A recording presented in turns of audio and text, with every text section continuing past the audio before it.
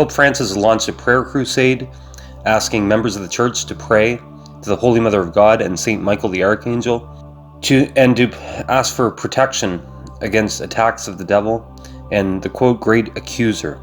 Now, this call for a prayer crusade comes just days after Archbishop Vigano, the former Apostolic Nuncio to the United States, has issued a 4-page document as a rebuttal to some of the things that Pope Francis was indirectly saying about him in various homilies and sermons. When asked by the Associated Press, the Vatican would not say if Pope Francis was referring to the former U.S. Nuncio, Archbishop Vigano, but the timing of this could not be any more obvious, as it's very clear that Pope Francis was referring in his homilies to, or indirectly at least, to Archbishop Vigano's document which came out back a month ago. I think it's disgraceful that Pope Francis is using the pulpit of his office to turn churchmen against the very credible accusations of Archbishop Vigano. Pope Francis had many opportunities to address the claims made by Archbishop Vigano. He could have came out, he could have talked about what Archbishop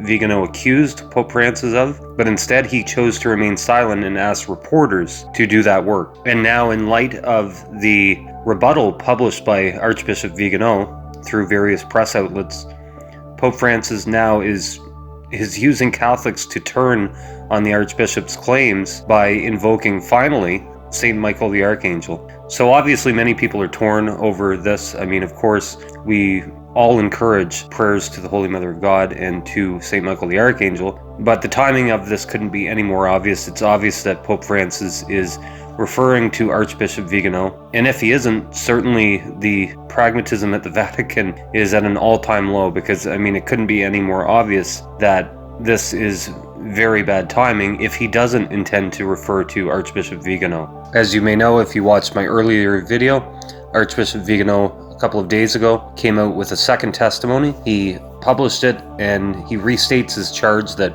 the Pope's elevation of McCarrick was in light of knowledge that Pope Benedict XVI had placed sanctions on the former disgraced Cardinal Theodore McCarrick. And in it, he talks about the contradiction between the Pope asking the reporters to do their job and saying that he was going to be silent on the issue, and then his several great accuser homilies that took place after that.